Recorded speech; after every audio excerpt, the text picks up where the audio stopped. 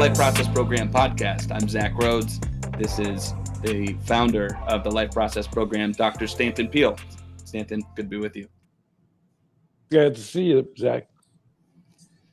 There's a lot going on in politics. I don't know if you noticed. That's not for us to comment on, really. I mean, anyone gets to have an opinion about American politics, and there is a ton going on, and anyone might have any varying opinion. But we talk about addiction and how to help human beings. And I think that with all the noise going on, the best thing for us to do now and probably forever is to stick to our lane.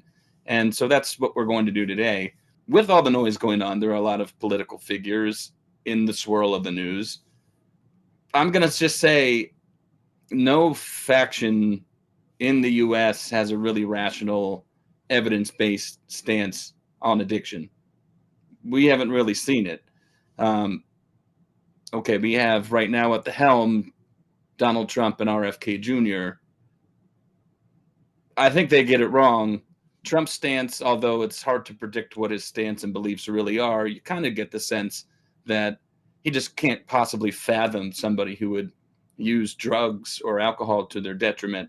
It's like, who needs them? So in his sense, like, if you could get rid of those people or people who are bringing drugs in, that would solve the problem. And we don't believe that. We think that's a little short-sighted. So I'm putting it lightly. Then you have RFK, who's sort of spearheading American health, so to speak. And so his stance is a little bit more progressive in a sense. It's a guy who's has a history of intravenous heroin use.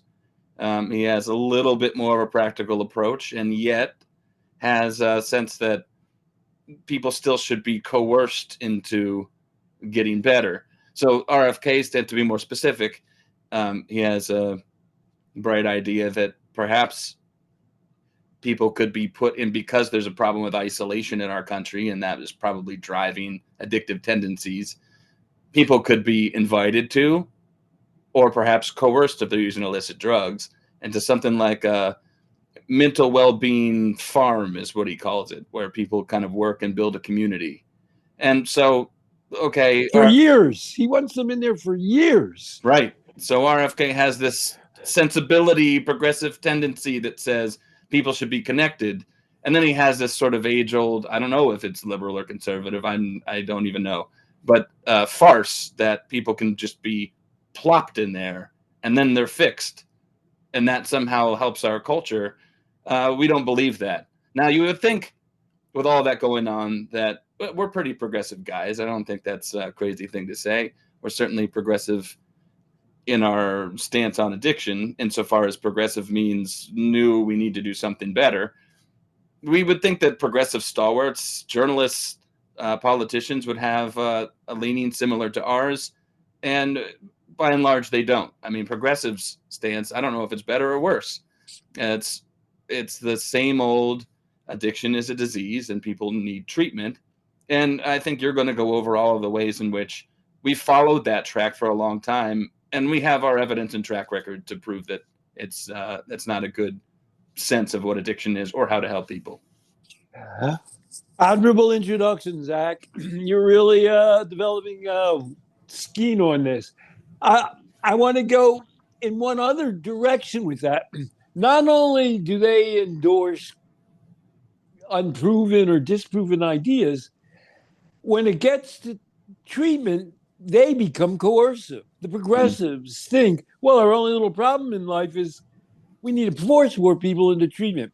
So I'm keying off of a LinkedIn blurb by a friend of mine, longtime, old-time friend of mine from DPA, Tony Newman. The New York Times had an article, why aren't we giving more people treatment? Why isn't there more treatment on demand? The only little problem with that is people aren't demanding treatment. And nobody wants it. That's not a secret. Oregon decriminalized, San Francisco decriminalized, and they offered free, easy access treatment to anybody. And nobody signed up. Virtually nobody signed up.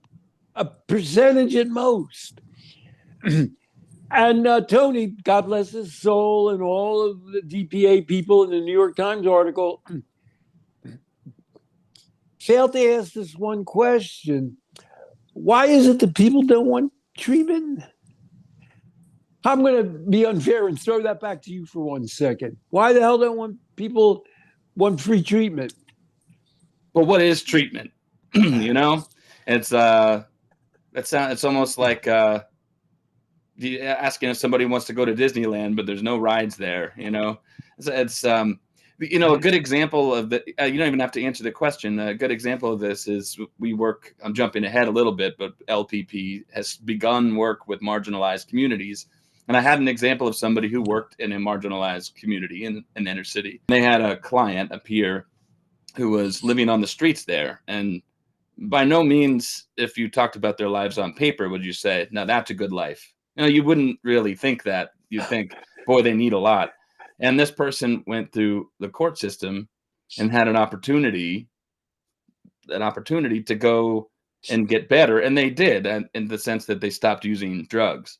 This person was on the phone with one of the folks who led the charge of peer counseling, begging to come back, and they wanted to come back. They would live on the streets again. They wanted to be back in their community that they were familiar with people who they knew, with resources that they understood, with things that they were comfortable with. They didn't want to be in this treatment away from home that was feeling like they're free of substances and in that sense more healthy. Didn't make them feel overall more healthy. It made them feel more isolated and yearning for community where they know community is. This reminds me so much. There was an old TV program back in the black and white days by a man named Rod Serling, who was considered to be a genius, and it's called The Twilight Zone. And this guy who was a bad mother, he was a career criminal, dies, and he finds himself in a place where they have a pool hall, free beer. He can hang out and do whatever he wants and all. And finally, he's there for a while. He goes back to the person who sent him there and says, you know, I'm so bad. You sent me here to heaven, but I don't want to be here. And then the guy, who was clearly the devil, said, oh, you're not in heaven.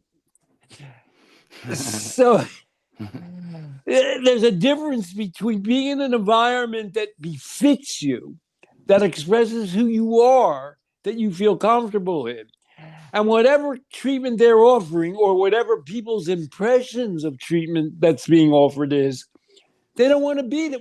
I mean, why wouldn't somebody want to go to a nice health farm for 3 or 4 years like Robert F. Kennedy wants you to go to? You eat healthy, you walk around in the woods. They're very nice, clean people. There's no drugs and alcohol. Who wouldn't want to do that? Now, wouldn't you think that the people who would be most apt to be sympathetic with our position would be the very progressive folks who say, look, we need to meet people where they are in their lives. We need to help them from where they are. It's the people who are saying, there are smart people who are, let's use the word balance, which I hate, but balanced in their thinking, that say, it's probably true that some people in this country, some percentage of people, overuse government benefits that they're given. And yet, if you were to strip them all away, that doesn't work either, because we need something. We need to meet people where they are. Don't you think they would be the most apt to say, well, here's addiction. This is just another problem like any other. Let's meet people where they are and figure out what they need. That reminds me of another thing. Currently, Trump is saying, well, a president can do anything he wants if it makes the country better, which goes way back to Richard Nixon had a vice president. And his line was, there is no extremism in defense of liberty. So the logic is, addiction is so bad. Well, you know, all of our values and letting people decide for them, screw that. And the best example of that happens to be a man named Nicholas Kristof, who's a way liberal in Oregon. He wrote a column within a couple of weeks saying something like, I'm so progressive. I believe in harm reduction. I don't think you should put people in jail. But we've got to arrest people and put them in treatment. Come on, or else they'll die. So let me give you one more example, if I, of the split between progressivism and hating MAGA and being crazy about addiction, and that's the person of Molly Jong Fast. Molly Jong Fast is a brilliant MSNBC analyst who's 46 years old, who hasn't had a drink of alcohol since she was 19. What else she hasn't done? You always wonder. Okay, so she hasn't smoked marijuana. She's burned herself and she hasn't taken a painkiller. We always wonder about that. And the reason she knows never to ever, she's been sober, added up, that's now 27 years, because she realizes that she has the disease, the lifetime disease of addiction, and she's an AA 12-step adherent. So let's say she looks very healthy. She lives to the age of 86. So that's going to be 67 years where she never has a drink or any kind of drug whatsoever. But what she believes is, if somehow she went to a New Year's Eve party, she has 3 children, she's stably married, she's famous, she's a brilliant analyst on TV. What if she went to a New Year's Eve party and forgot herself and had a sip of champagne? I think she believes that she would run out in the street, strip off all her clothes, and become a alcoholic with her career, her husband, her political beliefs, her 3 children. That's as irrational, as kooky. That's Robert F. Kennedy Jr. not only believes in that farm, of course, he's anti-vax. And this was this week, a discussion they were having on MSNBC about crazy anti-vaxxers. And they were pointing out that Robert Kennedy, somebody just died of measles. They're having a measles epidemic. I believe it's in New Mexico, might be in Louisiana, in that direction. And Robert Kennedy's answer is, well, people have always been having measles. And somebody pointed out, we had eradicated measles. There was no measles. So Molly Jong Fast, while pointing out what a crazy kook Robert F. Kennedy is in this vaccination crap, actually is pretty close to her. They're equally crazy in terms of when it gets down to addiction. Zach, let's jump to, you mentioned it. What is our alternative way? We are in the addiction. Are we in the addiction treatment business, Zach? I don't know, but that's a selling point, at least for now. It's like we can be part of a group, an organization that does harm reduction, and the reason we're allowed to is sort of because we look like what people think treatment is. I don't think people really know what that is. They just know it's not me, it's someone else. And what's our answer to the idea of arresting somebody and putting them on? How do we feel we can be helpful addiction-wise? Short of arresting people and putting them on a farm for 4 years. How do we conceive the helping process? Yeah, I mean, we will meet people where they are, no matter what they do. I think that you and I probably have a similar, if not the same, belief about, you can't go around committing crimes. You can't go be violent. I think you've said it once when you were being interviewed by Bill O'Reilly, punish the sin. Harm reduction organizations sort of do part of the work for us, which is why we link up nicely.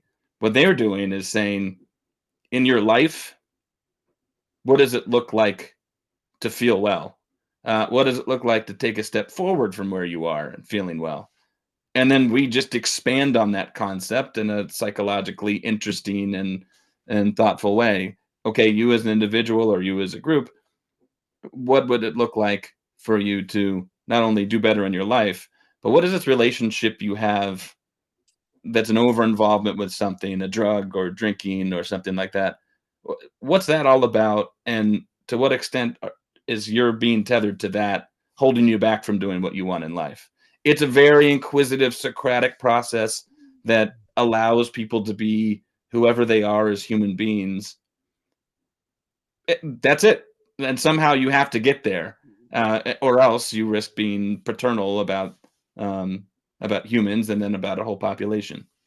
And I quote there was a recent documentary that recalled something called Portland Hotel Services, which was run by Liz Evans. And I happen to be a good friend of her good friend named Sarah Evans. And Liz was so damn succinct. They provided housing for people, they provided jobs for people, they provided, and this is what Liz Evans said, people will do better when they feel better.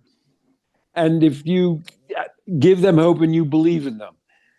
Now, that's not like E equals that. That's not such a hard concept to have, is it?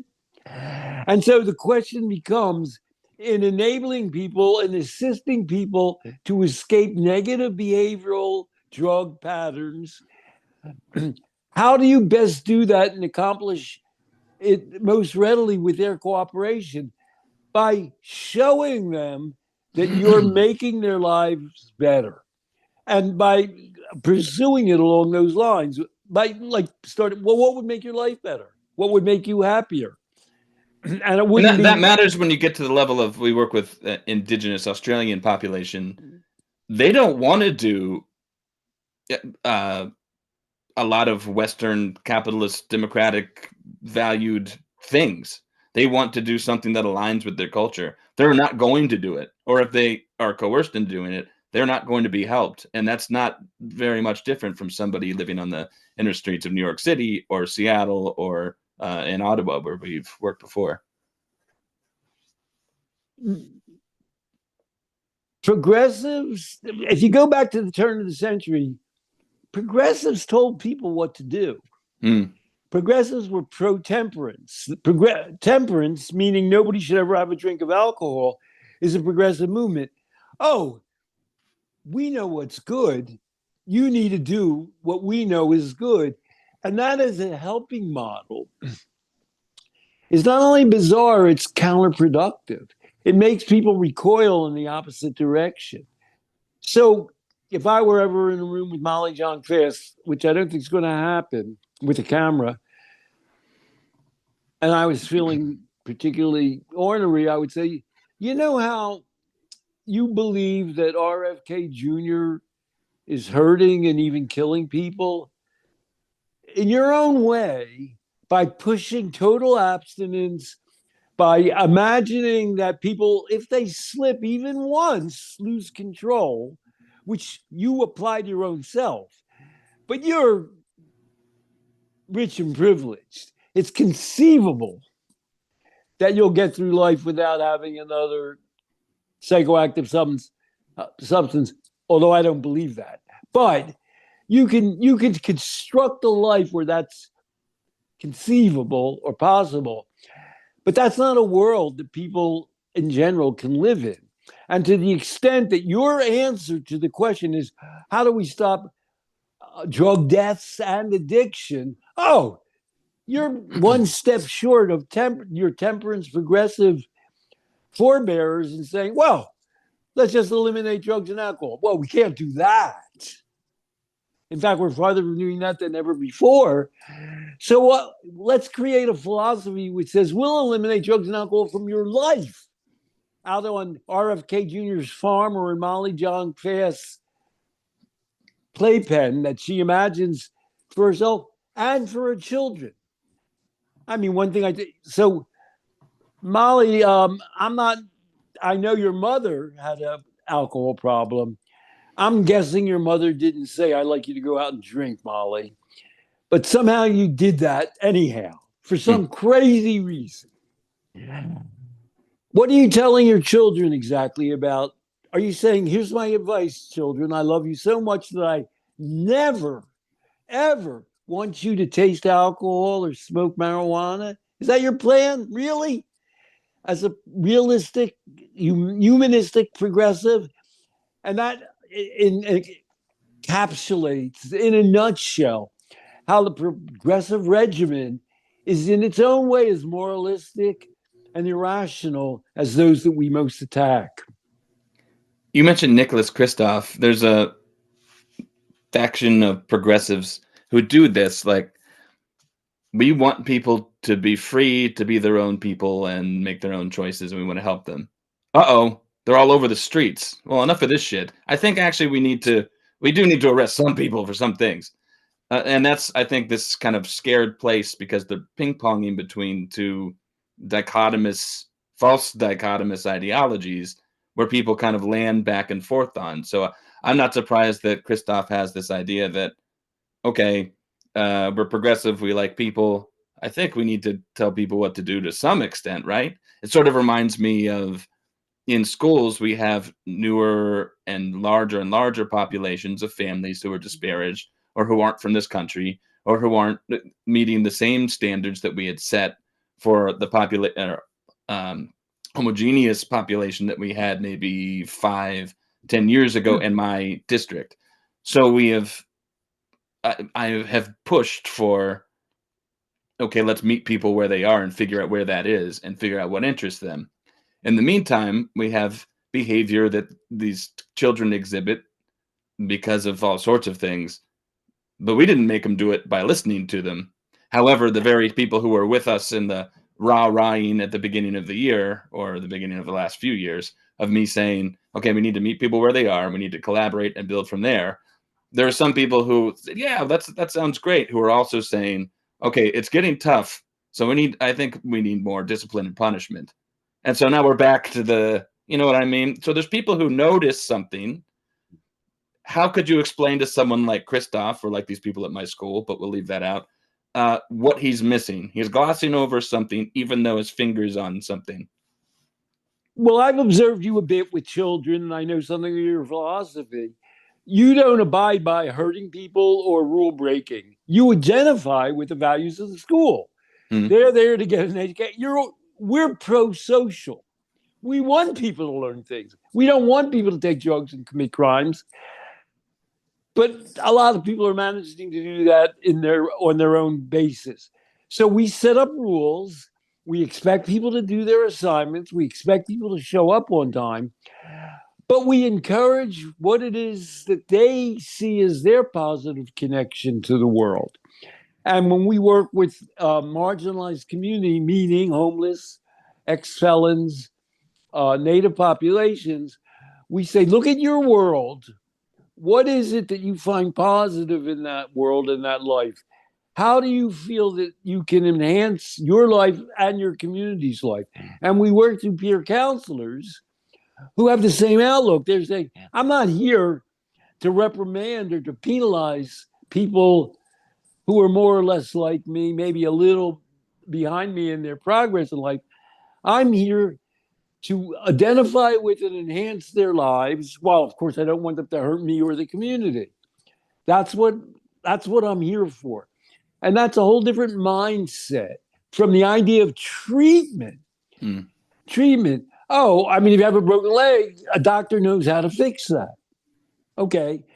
And Molly John Fast and Christoph seemingly believe, and surprisingly progressive drug policy reformers like Ethan Nadelman and Maya Sullivan seemingly believe we have this thing called treatment.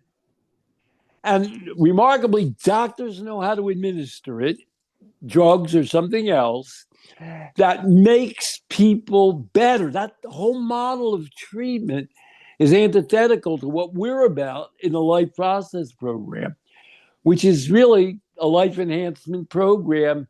People get better when they feel better about their lives and themselves, and when they believe they can control it.